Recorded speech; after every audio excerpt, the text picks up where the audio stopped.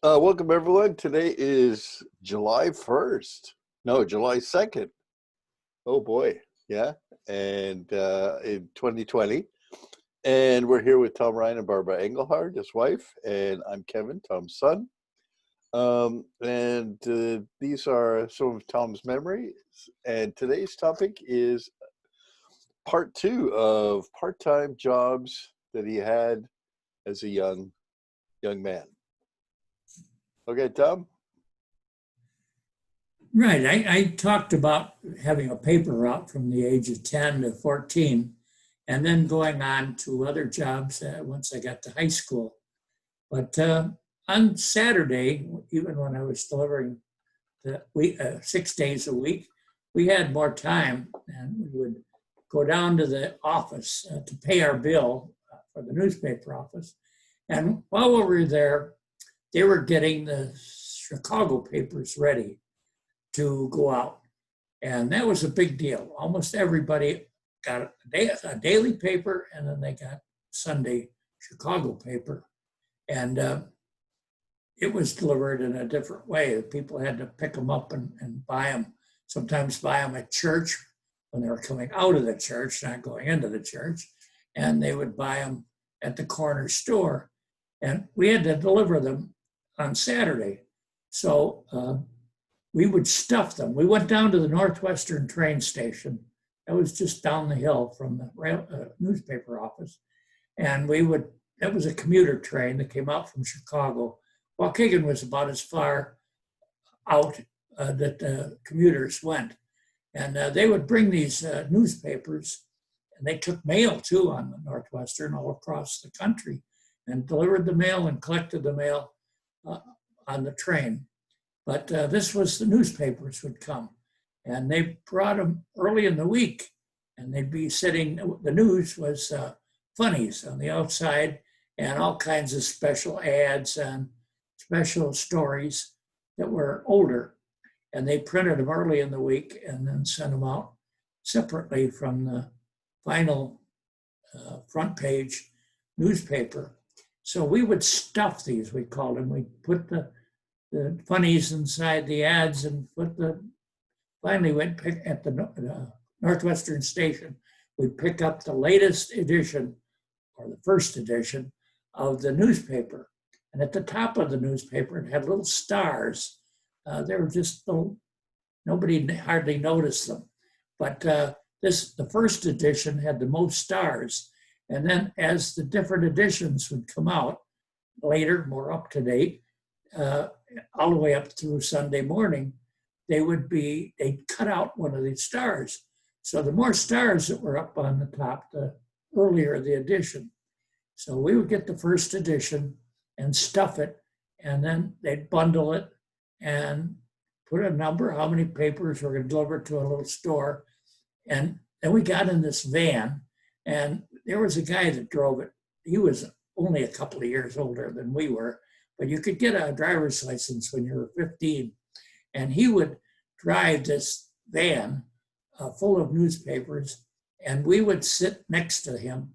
And when we got to the little corner store, he would just drive slow, and we'd push the bundles out onto the sidewalk, and then away he'd go again to the next store.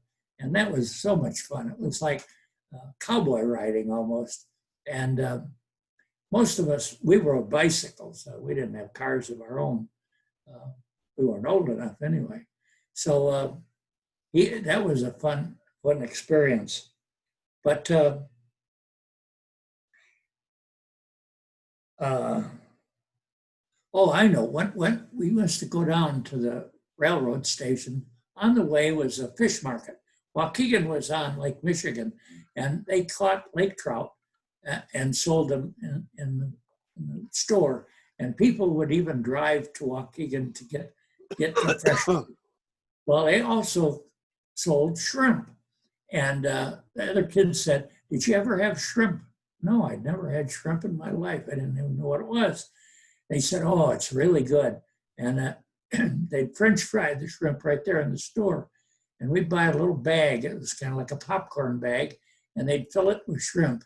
And then we would eat the shrimp just standing there oh, they were so delicious. I can still remember my first taste of French fried shrimp. So Waukegan had a fish restaurant and sold fresh fish. And it was one of its namesakes or industries was the fishing industry. But on to my jobs. After I got into high school, I got a job at the co-op. Now the co-op, we had a lot of foreign nationalities that moved to Waukegan to work in the wire mill and work in the different industries. And we had a Finnish steam bath. The Swedes brought co-ops. It was an idea before communism of the producers owning their own delivery and owning the whole chain of production all the way up to the customer. They felt that too much was going to not enough going to the farmer who did all the work raising it, and too much was going to the middlemen. So they formed co-ops. And my grandfather was a dairy farmer, and he joined the Waukegan co-op, and he bought stock in it to help get capital. And then he would ship his milk to the co-op, and he would share in any profits that they made. And they had a co-op bakery and a co-op sausage kitchen and even a warehouse right behind the store where I worked. And I think the co-op guys out in they played a trick on me. I was a new kid. I weighed about 110 pounds. I realize now they were trying to initiate me into the work world. And the manager sent me over to the warehouse, which is across a big parking lot. And he said, get 100 pounds of potatoes. I forgot to order them when the big truck came. And so I went over there and they put this 100 pounds of potatoes from the landing, and the landing was about as big as my shoulder, and they shoved it onto my shoulder. And then I had to walk across that big parking lot, and I would best that the manager was peeking out the window watching me, and the guys up on the dock had their arms folded and they were watching me. And I was a skinny kid. I was no athlete. I wasn't big and strong, but I weighed 110 pounds, so you can imagine. And I'm walking across the parking lot, and my knees were buckling under me. But I knew that if I stopped and put the 100-pound bag down to get a rest, I'd never get it back on my shoulder again. So I kept going and kept going, expecting every step my knees would crumble and I'd go to the floor. But I made it all the way back to the store and dumped it onto the store floor. And I'm sure now that I look back, the manager that was just a stunt. They call that the left-hand monkey wrench stunt. In a factory, when a new kid comes on, he's a wise guy asking questions, tell him, why don't they do it this way? Why don't they do it that way? And he's not humble enough. He should just listen and learn. But if he gets too annoying, they send him on a left-handed monkey wrench. They say, hey, kid, go over to the next department over there and ask Joe if he's got a left-handed monkey wrench that I need it. And so, okay, so I'd run, I just never was played on me, but it was a common one. And then Joe would say, he'd catch on right away when you said, do you have a left-handed monkey wrench? My boss over there wants to use it. He'd say, no, I lost mine. I can't find it. We'll go over there to Steve in the next department, and he has one. So, of course, everybody was in on it. As soon as you asked for a left-handed monkey wrench, they said that somehow you had to go. So and they send you on this wild goose chase. And either it dawns on you that they're pulling a trick on you as an initiation, or you can go on forever trying to find a left-handed monkey wrench. And of course, there's no such thing. And it showed how ignorant you were, that everybody in the whole factory knows that there's no such thing as a left-handed monkey wrench. Then you were initiated that way. So that's the way I was initiated. If I could carry 100 pounds of potatoes on my shoulder. So I worked there for quite a while, stocking shelves. The butcher, it was really a small store, not probably as any bigger than a 7-Eleven. But in those days, that was common because people didn't have cars and they had to walk to the grocery store and carry the groceries home, even in their arms or in a shopping bag, or even with some kind of a baby carriage. Some of them would come with a baby carriage and fill it with groceries. So they had to have stores close to everybody's house, or there were lots of stores, but they were small. The supermarket hadn't been invented yet. And when it was, of course, that was the end of the corner store. But the supermarkets, of course, sold things cheaper, and it was cash and carry. There was no spiral notebook under the counter where you could charge your groceries and then pay on payday, which was common in the little corner stores. And so the supermarkets were cash and carry, and that was supposed to make it cheaper. Because some of the little stores would deliver, little old ladies and so on. They would send one of us kids and give us a quarter, and we'd deliver her groceries for her. And that, because she couldn't do it from the store. But the supermarket didn't do any of that. It was all cash and carry. And that made a big difference in the grocery business. But I was there when these little stores had everything.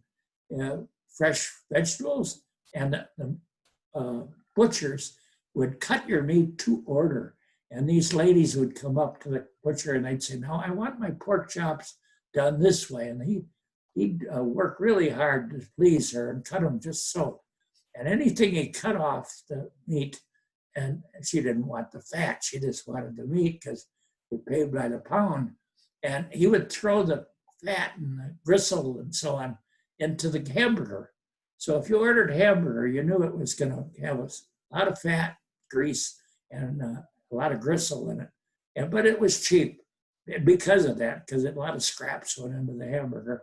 And so it was custom-made meat, and he had to arrange the price so that the lady was really paying for that fat that he was throwing into the hamburger, but by the pound. And so he had to be very quick with the prices, and a lot of times the prices weren't even written on the meat. So he had to tell her, it costs $1 a pound, lady. Is that all right? And yeah, that's all right. So he'd slap it in and wrap it up for her.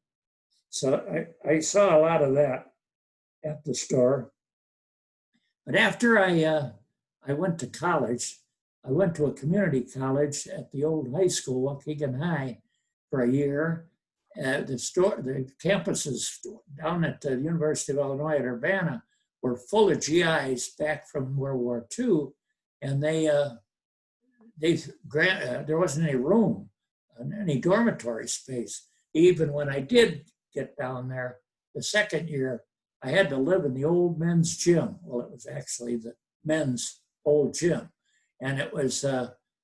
They turned the gym into a big sleeping quarters, double-deck army bunks, and that was my first introduction to a college dormitory. So, but I got a job there at the college. When I moved into Newman Hall, then I had a regular room. We had Murphy beds that went up into the wall to save space during the day, and then you pulled them down at night. And but we had regular rooms. You'd have a roommate. And I worked in the cafeteria in the dining room where everybody ate. It was room and board. And then we had outsiders that would come in because we had a really good location right near the college library and the college buildings. And people would come in from all around the campus to eat in the Newman Hall dining room. And at first, I had the job of going around. We had army trays that they ate out of, no dishes, just they plopped the food on a tray. It was cheap. I think it was 65 cents for a dinner. And it was all you could eat, and really good deal. And free coffee and free drinks along with for 65 cents. So people would come from we fed a lot of people. And I would walk around with a big bucket on a cart and with a rubber spatula and scrape the potatoes out of the things people didn't eat, and scrape them into the bucket. And then we'd take the trays back in the back of the dining room, and they'd go through a washer. They hired a guy to work at the washer. But I got advanced regularly. I think I was kind of a favorite of the woman who ran the dining room. We thought she was wonderful. She was our boss, but we liked her very much. And she gave me the job of counting. So that was really an easy job. I just had a little clicker in my hand, and I would count as each person came through the line and keep track and cross their names off, the ones that were from our dining room that they had come, so they couldn't come through a second time. And I knew the guests from all the residents. Pretty soon I knew each one had a number, and I cross their number off and click my clicker. And then she'd come out and say, "How many are there?" And I'd say, "Oh, 120. Oh, good." And then she'd run back. And if it was a low number, she would cook more food, or she would slow up on the making food. And it was almost, made to order. And we sold a lot of food. And so I earned enough doing that 3 times a day to pay my room and board. And it didn't take away from my studying time, because they didn't have classes at noon. And it was a wonderful job, and I enjoyed it. The guys I worked with became friends, and I learned all the people in the dormitory too. There were something like 600, I think, and then all the guests that would come through. And another thing they did, they sold coffee for a nickel a cup, and you could an endless cup of coffee for a nickel. So people would come over from the library, and they would go around one of the big dining tables and drink coffee and talk. And so we had a lot of bull sessions going on there at night. And I'd go down there and join some of them. And I always insisted that we learned more at the bull sessions than we did in the classes that we attended. And some of the graduate students would get in on them. They were actually teaching us as we discussed. But I had to earn enough to pay the tuition. It was cheap then. Only had to pay $100 a semester for a whole semester. So $200 a year was my tuition. But I had to earn that too. So in the summertime, I worked at Abbott Laboratories. That was a pharmaceutical company in North Chicago, Illinois, right next to Waukegan. And I rode down there on the city bus, and I got this job because I told him I was going to be a chemist. At that time, I was only a sophomore in college, and I thought I would be a chemical engineer. And I told him that. Well, they hired me because of that. And I had a summer job. And the first job I had was to make a topical anesthetic that was used by dentists, would put it on your gums before they stuck you with the needle, so you wouldn't notice the needle going in. And it was also used by veterinarians who used it on dogs and cats when they had to stitch them up and so on, so it wouldn't hurt so much. So I made this big vat, and I had sulfuric acid. And I learned quick that sulfuric acid is powerful stuff. And I had you put about an 8-ounce cup worth of sulfuric acid into the batch. It was like mixing a cake. And I had all the ingredients written down. Amazingly, they let me do this without any supervision. And I glug out of a big bottle came the sulfuric acid, and it splashed a little bit on the cup as I was, and it hit my hand, just a little splatter. Boy, it felt like a nail was going right into my hand. I still remember that. And so I'm really careful with the sulfuric acid. And I put all the different chemicals into this big vat, and it had a double layer so that they could put hot water to warm the vat, or they could put cold water in there to cool it. So I had to hook that hose up to that vat and fill it with water, so that, but the water wasn't part of the chemical mixture.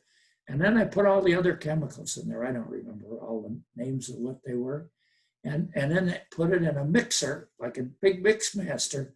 This thing was like 8 feet in diameter, and it would mix the chemicals up, and they would mix together and react to one another.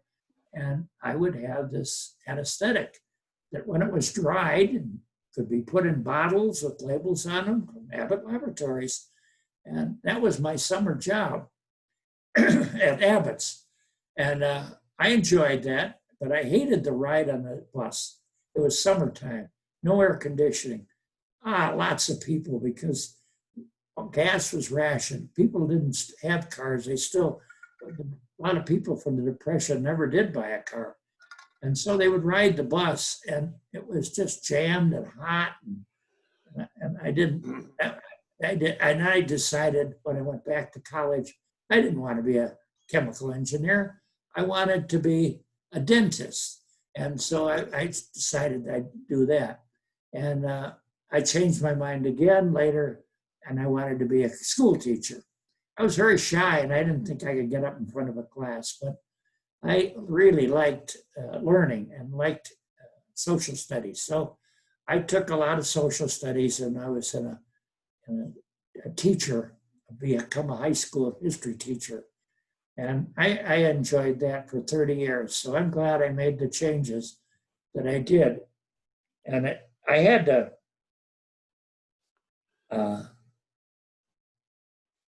to do that because it took me 4.5 years to get through college, but that kept me out of the Army another semester. And they gave me a deferment during the Korean War. They gave, if you were in college, you could furnish college before they drafted you. So we had guys that were drafted right out of high school. And then when I went into the Army, I was already graduated from college, and I was like 20 years old, and a whole different deal. And so the Army, I don't know whether it's easier or harder, because to take orders and be bossed around, and when you're older, maybe it's harder than when you're younger, but most of the Army was made up of guys that didn't go to college, and I did. So I got a wonderful job in the Army as propaganda NCO. And they had some of the guys in Korea got captured and converted to communism. And it was, embarrassed the Army that our Americans would, it's because they didn't understand their country and how it stood for freedom and so on. So they had me to teach them what they were fighting for. And I got to give lectures on that. And so it was good practice to my teaching when I finally got to be a teacher. So NCO is some of the jobs I had getting through college and getting to the teaching desk, where it was for 30 years. So NCO is non-commissioned officer? Yes. I never got the stripes. When I went through basic training, they put me in I volunteered for a non-commissioned officer training leadership school. And it was like 90-minute wonders that were made second lieutenants in the Army. But this only took 6 weeks, and it was supposed to make you a non-commissioned officer. But the corporal stripes I was supposed to get were canceled because the Korean War ended, and they were really running, they were going to close down the Army practically. So I didn't get my corporal stripes. And when I got to Alaska and was given this job as propaganda NCO, I didn't even get any stripes from that because they were winding down. And but I did get to stand in a 1,000-person movie theater and tell these GIs who were all supervised by their sergeants and officers to behave, all about why they were fighting. And so I got to teach, and I got over my stage fright in the Army by doing that. Uh-huh. Well, that's So great. that's the what I really enjoyed the jobs. I learned a lot from them, Uh-huh. how the industry works. Okay, well, great. Thanks Thank very you. much. Yeah.